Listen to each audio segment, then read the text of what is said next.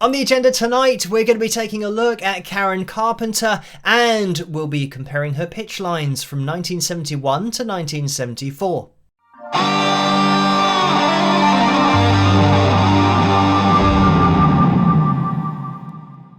Hello, Phil here from Wings of Pegasus, and welcome to another analysis video. If you enjoyed this video, please give it a thumbs up and subscribe. So, tonight we're doing something a little bit different because I've been asked in the comments section to take somebody's live vocal and compare it with another live vocal that happened at a different show. And this is actually 3 years apart, the two performances that we're going to be taking a look at. But to compare the vocal pitch lines on screen to see how close or how different they are. Now, when choosing a subject for this analysis video, I've stated in the past that from all of the analysis videos that I've done, one of the most, if not the most accurate voice I have ever seen is Karen Carpenter's voice. And we're going to be taking a look at these two performances because obviously if somebody says, what do the lines look like from one performance to the next? If you're going to choose somebody who's not very accurate pitch-wise, then of course there's going to be loads of differences. So I've chosen the most accurate voice that I've ever seen so that we can see if it varies at all from one performance to the next. Of course, I did release that video on Michael Jackson performing the same thing 6 times, just the same 2 notes, and they never overlapped with any of the takes. But that wasn't a whole song. So we are going to jump into this and have a listen first of all to both performances synchronized. So have a listen to this. We've only just begun to live, white lace and promises. So hopefully you can already hear a bit of a difference going on. Like at the end there, the promises was a little bit later on in one of the performances, and you start to hear these tiny differences, even actually in tuning, which is interesting. And by the way, tonight's video, you're going to have to keep this as a reference point for the video I'm going to be releasing on Sunday at 8 PM Greenwich Mean Time, because all of this is entirely relevant to what I will be analysing in that video. So we're working with here one of the most, if not the most accurate natural voices of all time. To me, it's absolutely nailed on that you can't doubt the pitch accuracy. And, when I go back here, having a look at look at this kind of thing. The great thing about Karen's voice is she was so good. She will just prove you right all the time, because at a distance you would say, oh look, that's been snapped to the line. But this is the point, that we're looking at a voice that was so accurate that at some points you might think it's auto-tuned or that it's pitch corrected. Of course it doesn't sound processed, because it isn't. You can see how accurate we are here, and we're pretty much over the line here, slightly under the line here. And here you can see it's even further under the line. And just to give you guys an idea, when I take this over here and we line up the pitch lines, you'll start to see how, the first thing that you will notice is how out of sync we are, that we are not overlapping lines here to the 100th of a second, and even the pitch is different. So we're now at the beginning of the song, and it's as synchronized as you're going to get for a live performance. And what I'm going to do is now move this down to match pitch, and you'll start to see this kind of thing. It is a real mess. We haven't got lines going over the top of each other, but also, importantly, the pitch actually isn't identical. When I get rid of one and then I bring on the other one, you can see how those don't really replicate each other at all. One, the vibrato is actually a bit wider, and on the second one, the vibrato is a lot tighter. But again, that's just an artistic thing. that Karen did. Just on the performance, just at that time, she just felt like doing a slightly tighter vibrato than she might have done on a different night. And again, it's something that just ebbs and flows with every single unique performance. So I've just moved it on a little bit, and I want you guys to check this out because, again, Karen's voice never fails to impress, because look at this section here. When we do zoom in a little bit, I mean, obviously, it's clear as day that it's not overlapping. It's not the same audio file, but we already know that. But when we're looking at this data, just the pitch data here, take a look at this point and this point. Those are separated by what? 3 cents, something like that. A ridiculously small amount, tuning wise and pitch wise. And then up at the top, it's even more ridiculous. It's pretty much exactly the same point that she's hitting from one performance to another live. So this is just on a totally different level when we're analysing this pitch data. And the more I look at her voice, the more that statement that I made about her being the most accurate voice I've ever seen, it just gets backed up. That this is absolutely crazy from a level of control and pitch accuracy with a natural voice. This is not auto-tuned, it's not pitch corrected, this was a live vocal. So I let it play through, again, both voices together. A kiss for luck and we're on our way. Again, look over here at this B3, absolutely crazy. And then here on the B3 you can see that, still pretty much the same accuracy to start with, and then we just drift down with that vibrato. I don't need to do it. I do this for the last time now, matching up the lines, because you already know that it's not going to go over the top of each other. But in terms of if you're looking at this with an overall appreciation of pitch and just how accurate this is, that you're talking about here, she's hit this pretty much the same pitch, obviously milliseconds after each other between performances, but it is pretty consistent. And over here, the pitch, pretty consistent here. You'd say that she's only varied by maybe 5 cents. Here, she descends and varies by maybe 3 cents. And I'm talking about tuning here, so 3 cents, which is absolutely nothing. Obviously it will display on the vocal pitch monitor because we're looking at it in detail, so you'll see the gap between the lines, but hearing the difference between these lines, you would not, it does just sound the same. Let me just play this through again. A kiss for luck and we're on our way. The only thing that you can tell is different is the vibrato of the way. And when it comes in a little bit earlier here and a little bit later here. Oh, she actually goes to a little bit of vocal fry there as well. And again, you hear that kind of thing, tiny detail. The phrasing is ever so slightly off. And when I say off, it's not wrong. It's just that it's another live performance, so it is going to be different. Again, take all of this into consideration when watching Sunday's video, that with one of the greatest voices of all time for pitch, but also just replicating performances, just making it sound like it did on another night, you still get this little bit of artistry in there where she just varies it as to how she's feeling on that particular evening.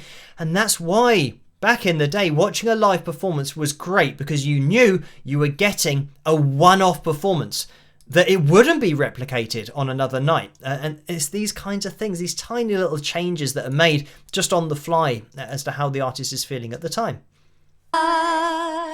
So many roads to choose. And again, and now it's really clear as to we haven't got the same thing happening just twice. And again, I mean, looking at this here, I mean, look, when I say about the greatest voices of all time from a pitch perspective can hit these lines 2, 3, maybe 4 times in a row, but I mean, that is kind of pushing it. Here we've got the 2 times in a row, and I am kind of tempted to have a little look through this to see where, I mean, this is the great thing, that a natural voice like this on the left hand side, we've just seen that she hit 2 lines in a row, just ridiculously accurate. And this will still sound great down here. But you can see how the human voice works, that it isn't calibrated to these lines, so it won't always be on these lines. Of course, instrumentally, Richard and the other instrumentalists are going to be playing this naturally to the feel that they have at that point for where the tempo is and whether they want to push it, whether they want to just kind of hold back a bit. So this is why it will go out of sync. And if I were to bring in the instrumentation, you would hear it would be a mess. But you can tell from the vocal that we are now out of sync because it's just another totally live performance on a different day, but a different year, kind of 3 years apart here. But having a look through, again, check out this F sharp 4 and the F sharp 4 here. So close pitch wise here. C sharp 4 just over the line, C sharp 4 just a little bit below the line there. And I mean, I'm keeping an eye on this to see. Here we go again. Take a look at this. D4, D4. Absolutely pretty much, if we're being really strict about it, you say, oh, that was slightly below the line. But then look, directly over this line and, a little bit above the line. But if you're looking at it quite zoomed out, you would say, well, that is as close as makes no difference to being over the line. And these are 2 performances 3 years apart that, again, we're looking at, the top level here. This is the absolutely perfect standard for a natural voice. So guess what? Here, take a look at this. B3, B3. Yeah, it's not exactly over the line there, but 2 notes. We could say 3. So this is what I mean. When you're looking at the best of the best, they've got the ability to be over the lines 3 times in a row. But on this other performance, she wasn't. It was a little bit flat, actually almost between notes. So you will get that natural variation. And as I move it forward, have a look here. Again, really accurate over the line, up here, over the line, here, over the line. So now we've got, flat or below the line. But then twice in a row. So this is what I mean. When you're looking at the best, when you're looking at the best vocalists, they have this kind of thing where they zero in. But the reason that they zero in is because that's the most accurate place to be at that time, as was this. And here, really accurate. But guess what's happening here? Vibrato. If you were to run a line through that, it would be between the notes. This, exactly the same, would be between the notes. So what are we saying? We're saying that the best vocalist of all time from a pitch perspective hit the lines 2 times, maybe 3 in a row, and then you get another line that now isn't hitting the lines. There'll always be a reset. This is the important thing about looking at a vocal at this kind of level. Here we go. Here's the reset, slightly sharp. And, here we go again, between lines. And now, over the line, pretty much over the line. Descend a little bit. Going through. Now what do we have here? A bit of a slide. And then we pretty much get up to pitch here. Here, a little bit sharp. And here, again, another reset. This note here, between notes pretty much. It's another reset. This is between lines. So, again, you're constantly being, through here. You can argue that that's going to be slightly below the line if you put a line through it. Same here. And I know that we're out of sync. So it means that the graphs, we're going to have to try and catch what we can. But, again, here, we were slightly flat here. And it's slightly below the line here, slightly below the line here, and slightly below the line here, but here over the line. So this is the point that what I'm trying to say is you will always get this, the natural voice just being where it is and not calibrated. When you're looking at a natural voice, you will never get it over the lines all the time, all the time, all the time. And this is why now with live auto-tune, they are putting in a differential because they're trying to do this. I know it sounds stupid, but they are trying to program this into auto-tune. And the reason that it's here is because of a feeling. and an emotion that Karen was singing with. It wasn't because she was trying to think, oh, I better now move my vocal because people might think it's auto-tuned. Because, you know, obviously that was never in the discussion in the 1970s. Taking this argument a little bit further, an instrument, if you played a piano and you played a note, you would get a straight yellow line on one of these white lines because it is tuned to this. This is what a piano is tuned to, or a keyboard is tuned to. So, I mean, like actual pianos, yeah, back in the day, they can go out of tune because they are strings that are being tuned. So, with a keyboard, a digital piano, this is the tuning that you get. So if you were just to play a key, it would go directly over this line. So when you're talking about an auto-tuned vocal, it goes over this line because it is tuned to be like a digital piano. And this is what it is tuned to. It's calibrated to. So this is it, that you can have two performances that are separate vocals, but if they are auto-tuned heavily, they will sit on that line in exactly the same way as I can play a piano on one night and I know the next night is going to be exactly the same pitch because that's what it's tuned to. That's what it's calibrated to. It will always be there. It's great. I mean, I love looking at this kind of thing. You can say, oh yeah, that's slightly below the line, but as close as makes no difference for a natural voice. Look at this. Absolutely amazing. With the E4 here, E4, the consistency. So yeah, and again, I'm going to say it, this is a natural voice. It is, I mean, there's a reason that I made that statement years ago about it being the most accurate that I've ever seen it on a pitch graph. But again, you know, it's the most accurate I've ever seen. But it's still night and day to an auto-tuned vocal and pitch corrected. Because look at this, the way C#4, we're now descending from where we were. And here we were, I would say, pretty much over the line. Let's have a look. Yeah, so we start here and look at the natural variation we have with Karen's, you know, the human voice. It then actually ends up between notes. So that's the kind of thing that you lose when it's calibrated and processed. It never moves from that line. So anyway, thank you guys for watching tonight's video. Hopefully this has given you a little bit of, I don't know, a benchmark for the best of the best.